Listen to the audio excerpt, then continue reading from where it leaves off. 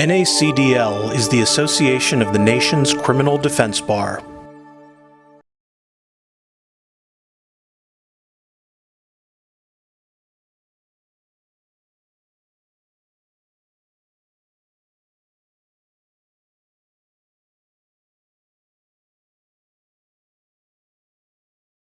Yeah, so I'm pretty nervous to be here in front of you all, but I'm super excited, and so I'm going to flip that nervous energy and turn it into a wonderful 50-minute presentation about runaway witnesses. And first, I would be remiss. So I coach mock trial and not moot court. So if the head coach found out that I, let that go and I didn't correct it, I would be in trouble. So. Again, my name is Takenya Nixon. Welcome to Chicago. I hope this place has been good to you because it can sometimes kick you in the teeth. So we're going to talk about runaway witnesses. And this presentation is more about you and your style and the techniques that you would like to use when you are dealing with a difficult witness on cross-examination. For myself and for some of my colleagues, most of those difficult witnesses are professional test-a-liars, AKA police officers. And so what they love to do to us defense attorneys, especially when they know that we are public defenders, is act like they know more than we do, and they absolutely do not. And so I love it when I get a difficult witness, especially when that witness is a police officer, because I get to train them and teach them that you are in my house. That courtroom is where I live every single day. And so when you are in my house, you follow my rules. And so when I have a witness that is being non-responsive or a witness that is not cooperating with me, now you're going to learn a lesson today, and I'm going to have fun doing it. So that is what this presentation will be about. I'll give you some techniques. There are some of you who already incorporate these techniques when you're dealing with a difficult witness. And so this will just be a little, an easy 50-minute conversation. Other than that, some of you who may be younger in your practice, you'll learn some new things. You'll realize that we're going to start off with, some real easy techniques, and then we're going to end up in the aggressive area, which is where I live most of my time. So we'll just go from there. So you may be thinking, what is a runaway witness? Well, a runaway witness can be any witness that gives you non-responsive answers to your questions. It's very simple. You ask them a question, they do not answer it the way that they're supposed to. So now you have to teach them how to properly answer your questions. And so what is the big deal about having a witness that is not answering the questions properly? Well, the problem will become is that they think that they are now in control of your cross. They're messing up your narrative. They're messing up your theory of the case. And you need to gain or regain control of that witness as soon as possible. Because again, they're in your house, they're sitting in your living room, and they need to act accordingly. There are many different ways, like I said, that we could do this, but you need to nip it in the bud as soon as possible when you're getting that inclination that this person is going to act a butt. So how do you deal with the witness when they're trying to trample and stomp all over your cross of them? And so some of the ways that they are trying to do this is that they refuse to answer the questions that you are asking them, but instead they are providing the information that they want you to know or that they want the jury to know. And police officers are really good at doing this because they already know that you're coming for them because they're deficient in some way, because as we all know, they do have tunnel vision, and as soon as they lock in on someone, nothing else matters. And so they understand that we are there to show how they were deficient in their investigation, if they even did one at all. So they're going to add that additional information that you're not asking for. They will they will add information, or they will volunteer prejudicial information. I had a trial where it was a gun case, because that's kind of all that they arrest people for out here. And during that trial, the officer, yes, there is his gun, but he felt the need to offer that it was a ghost gun, as if a ghost gun is any scarier than a regular gun. But so he felt the need to put that out there to try to taint the trial even more. more so than having a black man sitting here with a gun charge, which is the scariest thing in America. Or they will answer your question with a question. Or they like to say, is that a question? And then that's when I really have to get in their ass. And I'm sorry, I'm sorry if I end up cursing like I just did. It is my favorite pastime. So how do you control a witness during cross-examination? We're gonna start with the basics. Before you even hit the courtroom, before that trial date is even set, you need to be prepared for trial. So you're going through all the discovery, you're watching all of the videos, you're listening to all of the recordings, whatever it is, you are prepared and you know the facts of that case inside and out. You know the minute, smallest little details. Because as defense attorneys, we know this case better than the state's attorneys. There are often times that we bring things to the state, they're just like, oh, I didn't see that. Yeah, it's because you haven't watched the video. So you have to know the facts of your case inside and out. You cannot control anything in that courtroom or anything with that trial if you do not know the facts of your case. And then you'll also know the role of each witness. What information or what facts will each witness bring to the trial? What will the state pull out from them? What will you pull out from them?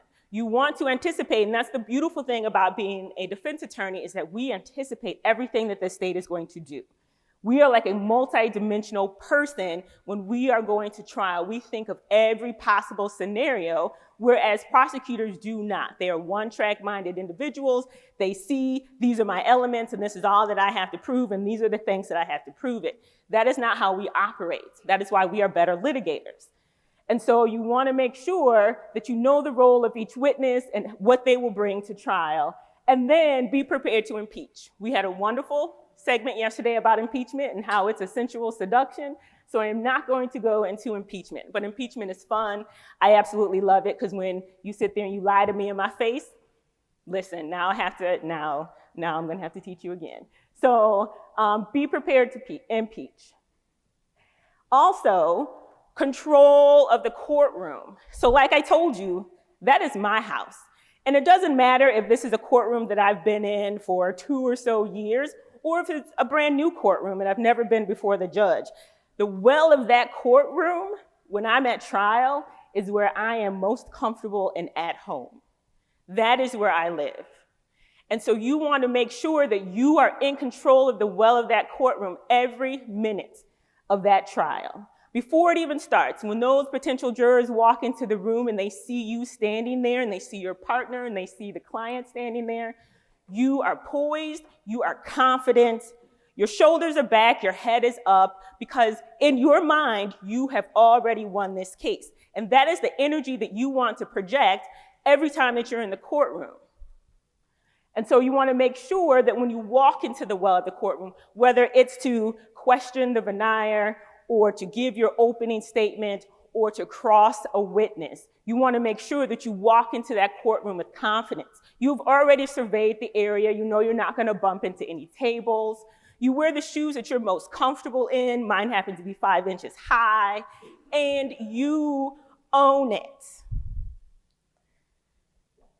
When you have that confidence, you're able to project it to those witnesses. And it could be that you may not even get one of these runaway witnesses. And they'll, you won't have any problems because you have already shown that you're very confident in the things that you do. And so you want to, the way that you carry yourself, the way that you put your name on the record, all of that shows that you are in control of yourself, you are in control of the courtroom. A strong-willed witness will smell blood in the water. They absolutely will. They'll say this person is not confident, this person is weak, I will be able to get over on this person, they will not correct me when I do something wrong, and they will come for you. And I know here in Chicago, we deal with a more aggressive police department because they always feel like what they've done is right for some reason. And we tend to be more aggressive attorneys. So some of the things that we're going to talk about today may not fly in your jurisdiction or the judges that you're in front of. You have to know your audience, of course. And then you have to be secure in who you are in your practice of law, because it is how you practice. I've been doing this for 17 years, so I could care less what a judge thinks. I already have my reputation, and they know I play no games, so maybe I can get away with some things more so than somebody else. But I'm out here teaching the children, not you guys, the kids at the school, to be more like me. Because I love to see strong, aggressive, assertive, not aggressive, but assertive women especially. So, do not bleed in that water. Bleed internally, because we are all afraid. We are all nervous when we get up there because we understand the stakes. We know that there's somebody's liberty at hand.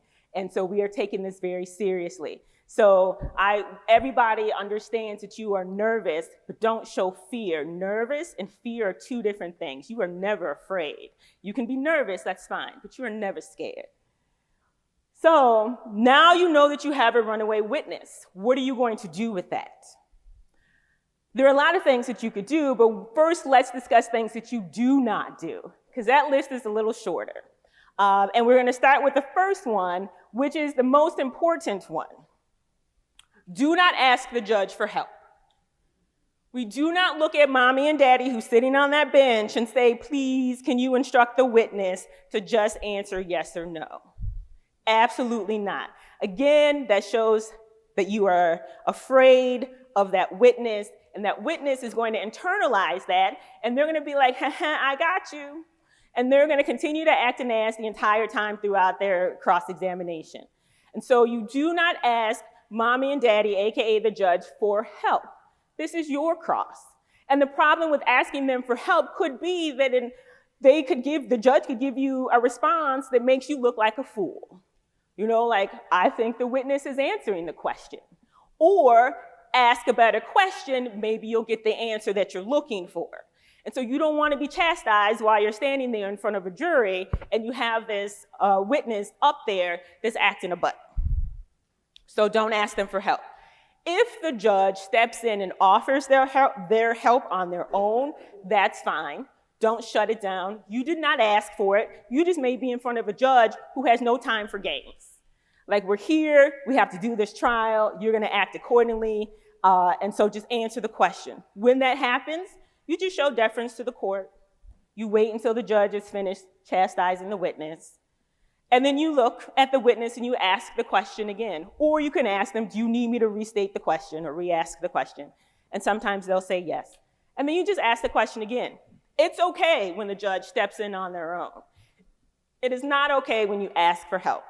If I find out that you're asking for help, I'm going to show up in your next trial and shake my head. Because I don't threaten people. So then the second thing that you don't want to do is just tell the witness, just answer yes or no. I've seen state's attorneys do this, and I laugh on the inside when they do it. If you want them to answer yes or no, think about the questions that you're asking them and make sure that it is a question that can be answered yes or no. The thing about witnesses is that they are allowed to explain their answers, and sometimes there are questions that you ask that cannot really be answered with just a yes or a no. Even though that's all that you really want, understand that sometimes, especially like expert witnesses, they feel like they need to explain why they're saying yes or why they are saying no. So if it's that type of witness or those types of questions, it's just never a good idea to tell them just answer yes or no. That is also not an effective tool to use when trying to control the cross-examination. There are better ways, like asking a short declarative statement, aka a question on cross, to get that yes or no that you're asking for. The state could object because, they hate when we're on a roll, they hate when we're, getting in the asses of their witnesses, and so they could object, and that just stops the flow of your cross-examination. And you can use it. I mean, it might be good because then now the jury's just like, oh, what did they say? What did the defense counsel ask that the state doesn't want them to know? But that's a game that you're playing with your runaway witness. So just do not ask them to answer just yes or no. And then the judge may instruct you that, no, that's not okay in their courtroom. Let the witness answer how they feel. And then you do not want to play the game of let's make a deal. And so typically, let's make a deal happens before questioning even begins. And what happens is you get there, defense, would you care to cross? Yes, Your Honor. You get up there and you stand there, and the first thing out of your mouth is, officer, I'm going to ask you a series of questions that will, and ask you to answer yes or no. If I do that, will you please just answer yes or no? Well, why am I begging you to answer these questions? It's your whole job. You're getting paid overtime to be here. 1, 2, now the officer's just like, what is happening here? Is this person a little afraid of me? Are they a little nervous? Are they unsure about what they're doing? Is this a newer attorney? I can run over this person. I'm going to act a whole fool. So at this point, you are giving them permission to act a fool if you want to try to make a deal. And then what happens if they just say no? So now the jury's looking at you like, what? Like, who is this person? Like, this person's gonna lose. And they're the ones making the decision. So do not make a deal with them. Those are the 3 things that you absolutely do not want to do. Now, I'm sure there's more, but those are the 3 that came to my mind that you don't want to do. But there is a whole host of things that you could do and that you should do. And so we're going to start from the easiest, and like I said, go all the way to the aggressive side, where I normally live. So before, this is why I have a blank screen. Before you even begin and you recognize that you have this runaway witness, what I want you to understand is that now you get to interject yourself and your personality into your cross-examination. So this is where you get to have fun. Because you're in trial, you should be having fun. This is what we do. We live to litigate. We are litigators. And so this is fun for me, and it should be fun for you. So when you recognize that you have this runaway witness, the first thing that I want you to do is just take a deep breath. And I'm not saying take a yoga deep breath where people can hear you suck in the air or anything like that. You just take a deep breath. You're centering yourself, you're calming your heart rate down, and you're getting ready to just go in. And then after you take that deep breath, I need you to exhale. Blow it out because we don't want you to pass out. Sometimes people forget to breathe. We want you to breathe. But then either internally or externally, I just want you to smile. Because now you know that it's about to be fun. I thought this was just going to be a run-of-the-mill gun case or the run-of-the-mill drug case, but absolutely not, because Officer Jones wanted to act an ass today. So now I get to have fun. And this is just what you are just smiling on the inside, and that's okay. Or you can smile on the outside. I smile on the outside because sometimes it's hard for me to control my facial expressions. But either way, it's going to put that person on notice, like, what is wrong with this lady? Why is she smiling? You're about to find out, sir. So what you want to do, you're asking a question, they're giving you this non-responsive answer, they're going on and on and on about some nonsense. So you just want to maintain eye contact with them. And when they're finished, you just ask the question again. And you keep that eye contact. You just stare at them. Ask the question, get your answer. People get nervous when you look them in the eye. It's easy to look past people, but when you look at someone, the windows of their soul, into their eyeballs, they get nervous.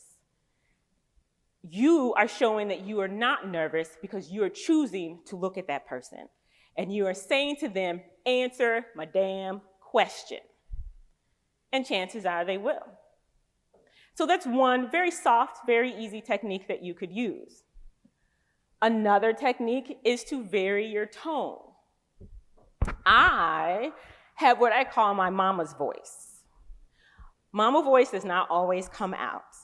Mama voice comes out when I'm disappointed or I'm upset. So I can't just turn it on, it just happens. But it happens when somebody wants to act a fool and now I need to put you in your place.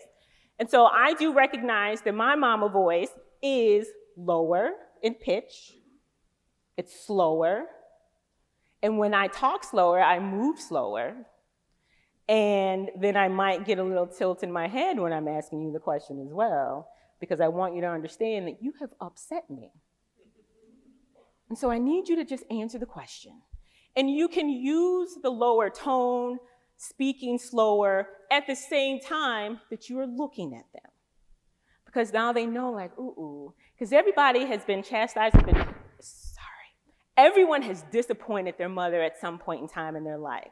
So even though internally I'm hearing my mother's tone come out when I speak, when I'm talking, the person that I'm speaking to will hear their mother's voice. And they will understand that I am very upset with you right now. You are making us stay here way later because now I have to ask you a whole different series of questions that I wasn't planning on, it just to let you understand that I am in control.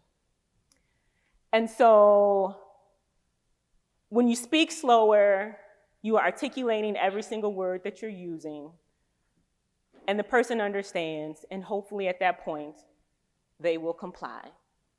But sometimes they don't. So that's why we have other techniques.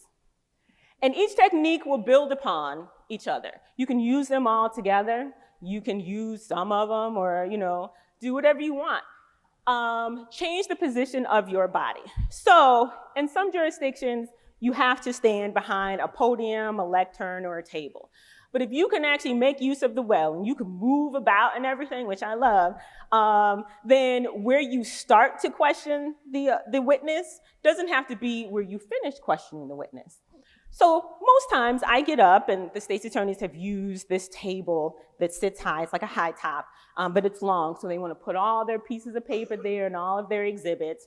And so I'm like, okay. And yes, we all understand that when you are directing someone, you're further away from them so the jury can see them. The focus of the juror's attention is going to be on the witness. And during cross-examination, you move closer because you want to be in the eyesight of the jury. The focus of the jury is on you because you're the one who's really doing the testifying. Because you're just asking these short declarative questions where I'm just like, it's a yes or no, sir. I'm actually telling you what the answer is. You just need to go along with what I say. But sometimes you might start out a little further away. And so let's say that speaker right there is the witness stand, and that's where the witness is sitting. And I'm in a larger courtroom, and so I'm standing right here. And I'm getting a witness, and I'm asking the witness questions, and he's refusing to answer my questions. So I have looked him in the eyes. He didn't change. He's still acting a fool. I have lowered my tone. He's still acting a fool. So now I need to move a little closer because you don't seem to get it. And so you move a little closer, but not too close, because what you don't want to do is have the state's attorneys be like, objection, can you have the counsel move back? And you will hear throughout this presentation that my state's attorney and prosecutor voice is a whiny little voice. That's what I hear when they speak. So it'll be like, objection. Okay, so no objection, you're not too close, but you're close enough for them to understand. Now they can feel your energy coming off of you. Like, why are we doing this? I just want to get through this question. And sometimes that will work. So now you're looking at them in the eye and you're closer. So now they're getting a little nervous. You've lowered the tone, you've slowed up your speech pattern, and now you're moved in closer to them. And when you move in closer to them, you want to make sure that you just stop. When we're nervous, we move about a little bit. But you have to tell yourself, just speak to yourself, quietly, and just stop. Because there's power in just standing there. And so when you're questioning the officer, you can have your hands like this, folded within one another. You can have, one hand up pointed like, what are we doing? However you feel, but just make sure your feet are planted. Shoulder width apart. You kind of have like your super person pose going on. And you want your feet shoulder width apart so you're balanced. And then you ask them the question again, looking at them, talking slowly, deeper voice, all these good things. And then hopefully they will get the point and comply. You won't need to move any closer because, again, you'll get a little too close. There are times that you could also lean forward. Just a little simple lean. I'm still shoulder width apart, but I've just kind of shifted my body a little bit because I don't really understand why you don't get my question, so now I'm going to have to ask it again. I did a jury trial a few weeks ago where I asked the officer, and I'm standing, it was like the third question. So I'm standing behind the table and everything, and I asked the officer, and I'm like, officer, it was the execution of a search warrant, it's on body camera, and I'm like, officer, you would agree that the house is lived in? And there was an objection. The judge was like, if the officer understands what she means, he can answer the question. And he was just like, well, do you mean like somebody lived there? So I smiled. I literally smiled. And I was like, okay, I don't answer questions. When a witness asks me questions, don't answer their question. So I just rephrased my question. And so I'm like, officer, there's a lot of stuff in this house. And he was just like, well, no more stuff than an average person's home. And I'm like, yo, this house is nasty. But I'm like, okay, I don't know what your house looks like. That is not my business. And I was like, okay. I'm like, well, there are a lot of plastic bags. This was a drug case, and there are a lot of little baggies inside of plastic bags or inside of bigger bags. There were just bags everywhere, not of drugs, just plastic bags everywhere. And so I asked him, like, well, there are a lot of plastic bags all over this apartment. And he was like, well, I don't know what you mean by plastic bags. So I'm behind the table, and I'm just literally, I was just like, I'm so tired. Because he was a third witness in this jury trial, and I had done the first two, and now I'm on my third witness, and mentally I am exhausted. So I just lean forward, and I'm just like, I'm so tired. Do you know what plastic is? Because now I have to go like to kindergarten with you. These are the games that you actually want to play, detective? Okay, that's fine, we can play those games. So now, and then I'm hearing chuckles in the jury box, because like everybody knows what a plastic bag is. Now, okay, I mean, we're gonna go back to preschool. Do you, and I know, yes, I understand, that was not a leading question, but I was just like, I don't even care right now. Do you know what plastic is? And he was like, I know what a plastic bag is. Great, well, let me show you people's exhibit number 1, you know, which was like the video. And I'm like, oh, here, you're holding a plastic bag, right? And there's a plastic bag. Let's go in this refrigerator where the suspect heroin was found. Plastic bag? He was like, do you mean the white and the orange bag? The white and the orange plastic bag? Yes. Oh, and what's next to it? Another plastic bag? Like for the next 15 questions all had the words plastic bag in it. Because you have irritated the mess out of me, and now I gotta shut you down. And he learned I am not the one to play with, so he eventually got it, and he was just like, yes, ma'am, yes, ma'am, yes, ma'am. Okay, great. Don't play no games with me. So that is an example of just leaning forward. You don't even have to move. Just wherever you're standing, lean forward. But during your cross-examination, if you're able to stand, when I say able to, either physically able, or if you're in a jurisdiction where they allow you to stand, because I heard rumor that maybe there are some jurisdictions where you can't stand when you question people. Wild. But if you are in a position where you can stand, you should always stand. Because again, during cross-examination, the focus is on you, so you want to make sure that everybody can see you, everyone can hear you. So if you can stand, please do that. And then we've talked about everything else. So then, if that doesn't work, there are different ways that you can ask questions. And there are 3 different techniques. There are only 2 on the screen right now, because the third one wouldn't fit, but it's gonna be on the next one. So you wanna be purposeful in the way that you ask your questions. The first type of technique you can use is the ask, repeat, repeat. Or some people say ask, ask, repeat. Either way it goes, what you're doing is that you ask your question. You get your non-responsive answer. So then you use some of the techniques that we've already talked about. You look them dead in the eye, you slow down your speech, and you ask the question again, and you still get the non-responsive answer. So now you gotta take them back to preschool and teach them a little bit. So now you move in a little closer, and you just repeat the question. And so now they're just like, she's not gonna give up on this question. Maybe I should go ahead and answer it. It's a soft way of just kind of, teaching them how to answer your questions, or that you're playing no games, basically. Then there is the ask, repeat, reverse. And so again, you ask the question, you repeat the question, and then you reverse the question. So an easy example of that is the car is blue. Like, how many times do we ever hear that example? Always. The car is blue. And they're just like, well, you know, I had sunglasses on and I really couldn't see because the tint of the glasses really distorted the color of the car. So I'm trying to think. And so they're just rambling on and on. And then so you come from around, you get closer, you stare at them, you're like, the car was blue. And then again, they give you that bullshit ass answer that they were giving to you before and everything. And then you're like, the car was not blue? And they were like, no, the car was blue. Okay, well, why'd I have to ask you 3 times? Like, I just want to know if the car was blue. That is such a simple question. But so that's the way that you could get them, because they don't want to end up lying, because chances are they've already testified to it, so why are we playing these games? But if it's a fact that hasn't come out yet, because, you know, the prosecution always wants to hide little special facts, then reversing that question is a way to get them to answer. And then the third way is to shorten the question. And so you can use the techniques that we've already talked about, and then I won't go through them again.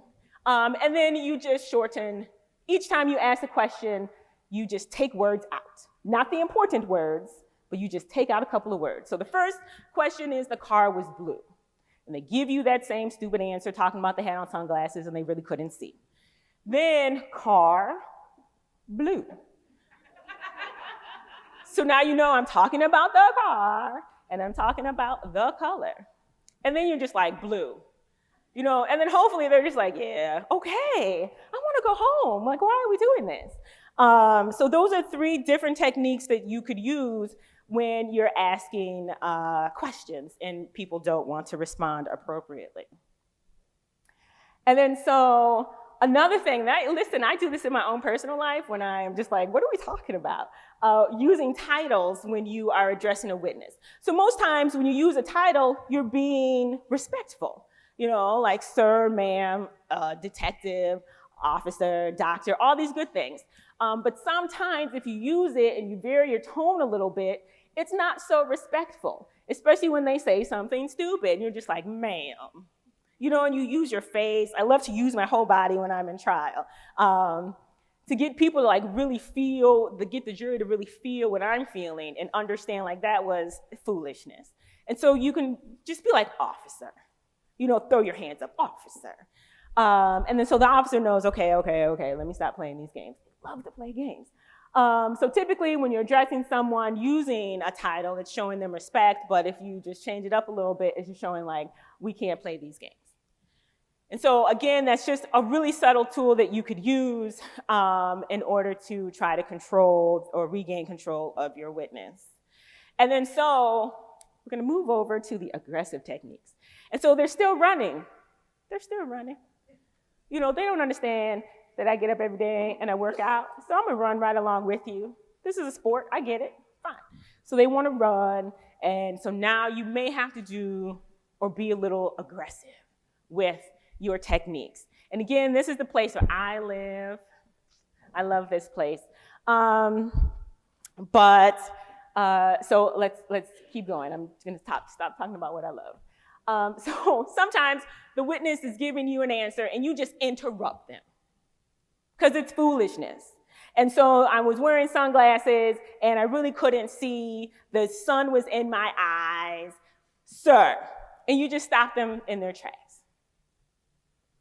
Sometimes you may draw an objection where the state's like, Judge, let the witness finish answering their question. Fine, that's okay, but now, like, when you interrupted, now the jury's looking at you, and they're wondering, like, why did she interrupt him? Maybe I should pay more attention. I keep hitting this mic. Maybe I should pay more attention. And again, during cross-examination, the focus is on you. And really and truly, throughout the entire trial, I like to have the focus on me, so I'm just, you know, that's how I roll. So interrupt the witness during their answer is one aggressive technique. You may not be comfortable doing that, because your parents have taught you better. You do not interrupt people when they're speaking. But in this situation, they will forgive you, don't worry. Then there is the hand. And so the hand is a very effective tool. I actually used the hand this morning. Was I in trial this morning? No. But my dog loves ice. And when I was making my smoothie this morning, he heard me hit the ice button and he came running into the kitchen. And he already knows I don't really like him in the kitchen when I'm cooking or doing things of that nature. So I just stuck my hand out and I said no. Because if I just say no to him, he'll just keep coming. But if I say no with a firm hand, then he stops. And that is a dog. Imagine what it will do with a person. So we all know this is a universal sign of stop. Doesn't matter what language you speak, everybody knows you need to pause.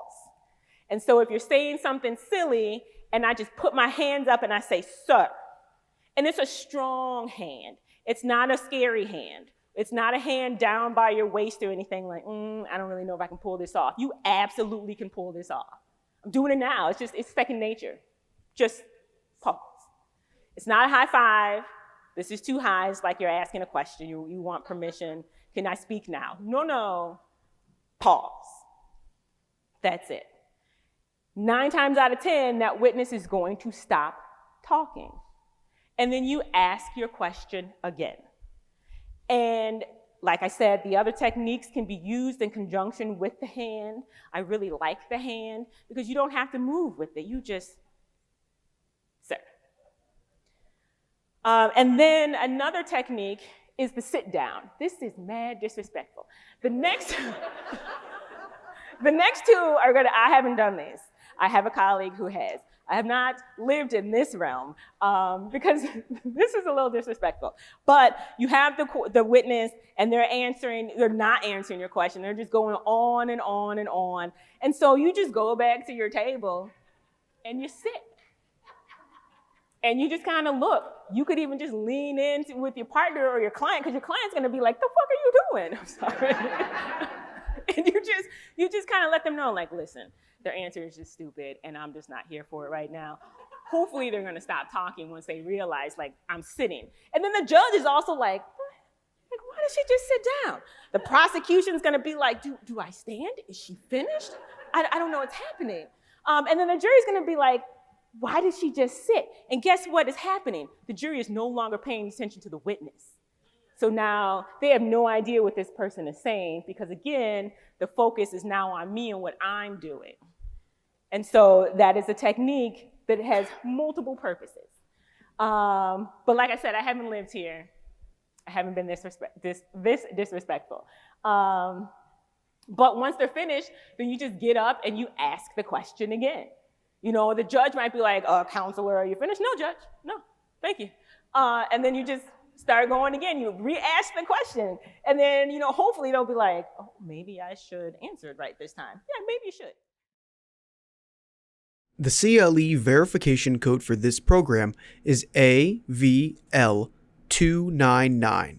AVL299. And then the next one is turn your back. Turning your back is super disrespectful. Woo, woo. So, of course, this is the witness. They're giving you this foolish answer, and you just turn your back. You can go over to, counsel table where you are, talk to your partner, again, be like, listen, foolishness. Are they still talking? Are they looking at me? Doodle something. It won't go on for that long because they'll stop and they'll be like, why did she just walk away? How you going to ask me a question and then walk away and turn your back? Yeah, because it's dumb.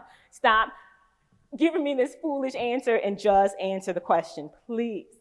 So turning your back is a very aggressive way of trying to get the answer. But you'll get the answer. They'll stop talking. They'll learn their lesson. Because you turn your back to them so many times or you sit down on them so many times, they will just stop and be like, let me hurry up and just answer these questions. And then there is the my question was. I like this. I live here all the time. So they'll answer the question and you just let them answer the question because it's nonsense. It means nothing. And you'd be like, that was great. But my question to you was, and you just restate your question. You can add a little pizzazz in there, and I had a conversation with the judge one time. I did a trial, and there was a witness, just a regular lay witness, and she wanted to talk about how she helped everyone in the community, and all the mothers who needed daycare, she would provide that. And this was it was an aggravated battery, attempt murder, where my client was accused of running over the lady with the car. And she hit her with the car, but she didn't run her over. And it was self-defense. It was not guilty. It was self-defense because they were dating the same man. It's always a man. My client got pregnant. And so now other lady is like super pissed and everything. So she brought her and her girls, showed up, ready to fight. And my little girl who was just pregnant, like, I just came to pick him up and they attacked me. And so she hit her with the car. Don't get in front of the car, you won't get hit. But it was self-defense, and it worked. But the witness in that case just went on and on because she was the cousin of the girl who got hit. Mind you, they all walked in there ghetto fabulous. I loved it. I was just like, as soon as I saw that witness come in, like, gonna be so much fun. So she just kept going on and on and on. And I just let her talk, and by the time she finished, I was like, so you're every woman. And she was like, I am. I'm like, you didn't even get the sarcasm. But I'm like, oh, okay. Like, fine, lady. But then, so I'm like, but my question to you was, and then I asked the question again. And so this is where I'm talking about just have some fun because, you know, you're there and you're representing a client and you're going hard for your client. Your client will absolutely appreciate it. But again, you have to understand your venue, your jurisdiction. Will the judge allow you to do these things? So I take it a little further if it's a judge that I'm familiar with and they're familiar with me. If it's a brand new judge, I'll test the waters a little bit. And you have to do what's most comfortable for you and what works for you. And so that is the name of the game. And then there is I understand you have a story to tell, because they always have a story, especially if it's the complainant. Always have a story, and they do not want to answer your questions. And so I've used this also. I don't know why I put the sit down and the turn the back before I put these. I should have put those last. But, so then I have a story to tell. I understand you have a story to tell. But my question to you is, or you could say, I understand you have a story to tell, and you know what? The prosecution, they'll give you a chance to, tell your story. But in this moment, my question to you is, and so they know, like, I need to shut down all this extra commentary and just answer the question. And so this is a very comfortable, very safe place, but it can be a little aggressive if you're not comfortable with it. And again, you can use the hand. If you didn't notice I was using the hand, it just comes naturally. It just happens. And then so understand, going to trial, litigating is a sport. And I am super competitive, and I like to win. And all of you are defense attorneys, so I understand how you think. You are all also super competitive and love to win. Wins do not always happen. But I guarantee that if I lose, I'm going to make it damn difficult for that state's attorney. You're going to have a terrible time getting this guilty because I'm going to make it hard. And what you're not going to do is put up these trash-ass witnesses that are going to sit here and try to spew your narrative. My theory is going to come across during my cross-examination of each and every one of these witnesses. So when you realize that you have a runaway witness, I want you to lace up your tennis shoes. Lace them up because you're going for a run. Catch them, snatch them up, and get them to answer your question. Thank you.